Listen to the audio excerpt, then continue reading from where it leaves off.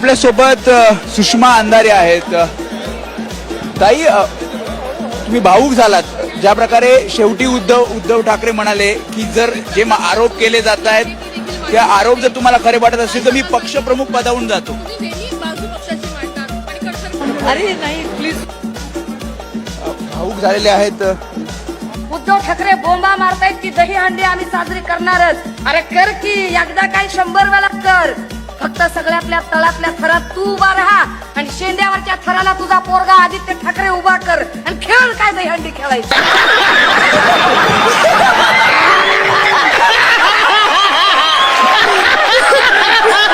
Video बघत असलेल्या प्रत्येकाला महाप्रपंचतर्फे तेजस तुंगारचा सप्रेम जय शिवराय, सप्रेम जय श्रीराम. नमनाला घडाभर तेल कशाला, यामुळेच आम्ही अंधारेबाईंचा व्हिडिओ सुरुवातीलाच तुम्हाला दाखवून टाकला. म्हणजे बघा कसं झालंय त्यांच्या आयुष्यात की आई बसलीपासून त्यांचा प्रवास सुरू झाला तो बाई रडलीपर्यंत असा झालेला आहे. सुरुवातीला त्यांनी हिंदू देवी देवतांवर टीका केली, रामावर केली, कृष्णावर केली, साधू संतांना सुद्धा सोडलं नाही. हो, रेड्याला तुम्ही शिकवलं, माणसाला नाही शिकवलं. कुत्र्याला पोळी आणि तूप खाऊ घातलं रे, माणसाला का नाही खाऊ घातलं असं म्हणत त्यांनी आपल्या वारकरी पंथावर सुद्धा टीका केलेली आहे. सनातनांवर तर त्या टीका करतच आलेल्या आहेत, अजूनही करतच आहेत. मात्र ही टीका करत असताना जेव्हा त्या उबाठा गटामध्ये आल्या तेव्हा अचानक त्यांच्यामध्ये परिवर्तन झालं आणि त्यांना उद्धव ठाकरे यांच्यामध्ये प्रभू श्रीराम दिसायला लागले, रश्मी ठाकरे यांच्यामध्ये त्यांना सीतामाई दिसायला लागल्या. तरी बरं आहे, भाषण करत असताना तेजस ठाकरे आणि आदित्य ठाकरेला यांनी लवकुशची उपाधी दिली नाही.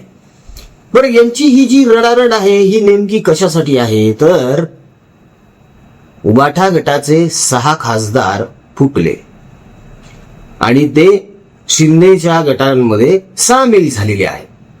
त्यापैकी 2 खासदारांना लॉटरी देखील लागल्याचं कळतंय. म्हणजे त्यांना केंद्रामध्ये थेट मंत्रिपद मिळणार आहेत अशी आता चर्चा रंगायला लागलेली आहे. त्याच्यामुळे उबाठा गटामध्ये खळबळ माजलेली आहे, अनेकांचा पोटशूळ ठणकायला लागलेला आहे. सुषमा अंधारे यांचं हे रडणं अत्यंत वेगळी, ढोंगी आणि नाटकी असं वाटलं. मित्रांनो, तुम्हाला कसं वाटलं ते कमेंटमध्ये तुम्ही निश्चितच कळवा. मात्र अंधारे पहिल्यांदा रडलेले आहेत का? नाही, या अगोदर देखील अंधारे रडलेल्या आहेत. तुम्हाला आठवत असेल, सुषमा अंधारे या राष्ट्रवादी काँग्रेसच्या मंचावर जाऊन शरद पवारांसमोर रडलेल्या आहेत, अजितदादांसमोर रडलेल्या आहेत की माझ्यावर एवढी टीका होत असताना सुद्धा विधानसभेमध्ये अजितदादा पवार माझ्या वतीने बाजू मांडत नाहीत, माझी बाजू उचलून धरत नाहीत. तेव्हा अजितदादा पवार भाषणाला उभे राहिले आणि त्यांनी सडकावूनच काढलं ना. ते सरळ म्हटले, तुम्ही कोणत्या पक्षाचा आहात? शिवसेनेच्या आहात ना, उबाठाच्या आहात ना? मग त्यांना सांगा ना तुमची बाजू उचलून धरायला, आम्हाला का सांगता? 2 डगरीवर पाय ठेवण्याचा प्रयत्न सुषमा अंधारे यांनी तेव्हाही केला होता, संजय राऊत यांच्याच प्रमाणे. मात्र त्यांना ते अजिबात जमलं नाही म्हणण्यापेक्षा पवारांनी दूर ढकलून दिलं, पवारांनी यांना जवळच येऊ दिलं नाही असं म्हणणं जास्त रास्त आहे. आता याच सुषमा अंधारे उबाठा गटाच्या कार्यकर्त्यांना असं म्हणत आहेत की बघा, तुमच्या मतांशी गद्दारी झालेली आहे, तुम्ही जे कार्य केलेलं आहे, या खासदारांना निवडून देण्यासाठी जे कष्ट उपसलेले आहेत त्यासोबत गद्दारी झालेली आहे. तेव्हा या खासदारांच्या घरात घुसा, उबाठा गटवाल्याच्या कार्यकर्त्यांनो, आणि त्यांना ठणकावून जाब विचारा. आता जाब विचारा म्हणजे काय विचारायचं नेमकं? या स्वतः चळवळीतून वळवळ करत इकडे आलेले आहेत. शरद पवार यांच्या पक्षामध्ये घुसण्याचा यांनी आटोकाट प्रयत्न केला, मात्र पवारांनी यांना जवळ केलेलं नाही. आता सुषमा अंधारे ह्या जे म्हणत आहेत ना, सुषमा अंधारे म्हणा किंवा भोंगा राऊत वगैरे, कार्यकर्त्यांनो उठा, मशाल पेटवा वगैरे वगैरे वगैरे, आणि या खासदारांना धडा शिकवा. यांचं बरं आहे हो, एसी रूम मध्ये बसायचं, भाषणं ठोकायची, नुसत्या पत्रकार परिषदा घ्यायच्या, लंब्या लंब्या बाता मारायच्या, कार्यकर्त्यांचे डोके भडकवायचे. मग त्यातलेच काही कार्यकर्ते भडकलेल्या डोक्याने काहीतरी कृत्य करतात, बिचाऱ्यांवर केसेस पडतात. हे मात्र नामानिराळे एकदम सही सलामत. म्हणजे कसं झालेलं आहे, तुम लढो हम कपडे संभालते हैं, अशी काहीशी गत अवस्था सुषमा अंधारे यांची झाली. पण मित्रांनो, एक गोष्ट मात्र आनंद देऊन गेली मनाला. हिंदू देवी देवतांवर टीका करणाऱ्या सुषमा अंधारे या रडल्या, अक्षरशः रडल्या आहेत. आणि ही कर्माची फळ आहेत, ही कर्माचीच फळं आहेत. तुम्ही ज्याप्रमाणे लोकांना शिव्या देता, तुम्ही ज्याप्रमाणे लोकांना घाणमान बोलता, पदरी हेच येणार आहे हो. आता हे फुटलेले जे खासदार आहेत किंवा शिंदे गटामध्ये सामील झालेले जे 6 खासदार आहेत उबाटाचे, यांच्यापैकी 4-5 जणांचं म्हणणं असं होतं की 18-19 तारखेपर्यंत तर आम्ही काहीच निर्णय घेतलेला नव्हता, तसा निर्णय घेण्याची आम्हाला गरजही वाटत नव्हती. मात्र हे जे सुषमा अंधारे, संजय राऊत यांच्याकडून जी मुक्ताफळं उधळली गेली ना या लोकप्रतिनिधींसाठी, की तुम्ही सगळे का आहात, हा, त्याच्यानंतर काय ऑपरेशन तुडवू, हे असले काय काय काय काय चालू केलं. त्याच्यानंतर हे जाणारे सगळे खोकेबाज आहेत, 15 कोटी ऍडव्हान्स घेतलेत आणि बाकीचे नंतर घेणारे असले आरोप करण्यात आले. या व्यतिरिक्तही खूप अश्लाघ्य आणि अश्लील भाषेमध्ये यांच्यावर टीका करण्यात आली या 6 जणांवर. तेव्हा कदाचित या 6 जणांनी विचार केला असेल की अरे, आपण यांच्या सोबत होतो तेव्हाही हे असंच बोलत होते, आपण अजून निर्णय घेतलेला नाहीये आणि आता तर हे बेतालपणे बोलायला लागलेले आहेत आपल्याबद्दल, मग कशालाच राहायचं यांच्यासोबत, असा विचार करूनही हे बाहेर गेलेले असतील कदाचित. ओमराजे निंबाळकर यांचं म्हणणं असं आहे की विकास कामं करायची आहेत म्हणून मी शिंदे गटामध्ये सामील होत आहे, बाकी यामागे दुसरं काहीही कारण नाही. कारणं बरीच आहेत, मात्र अनेक कारणं उघडपणे सांगता येत नाहीत या लोकांना. त्याच्यामुळे विकासासाठी जात आहोत किंवा आम्हाला आता तिकडे अस्वस्थ वाटायला लागलेलं आहे असं सांगून जात आहेत. काही जणांचं म्हणणं आहे की उद्धव ठाकरे यांचं आमच्या मतदारसंघामध्येच काय तर आमच्याकडे सुद्धा कधीच लक्ष नसतं. हा आरोप उद्धव ठाकरे यांच्यावर पहिल्यांदा होत नाहीये, तर हा आरोप अनेक वर्षांपासून यांच्यावर होतोय की उद्धव ठाकरे कोणाचा फोन उचलत नाही, उद्धव ठाकरे कोणाला भेटत नाही. मात्र एक गोष्ट आज जरा बरी वाटली.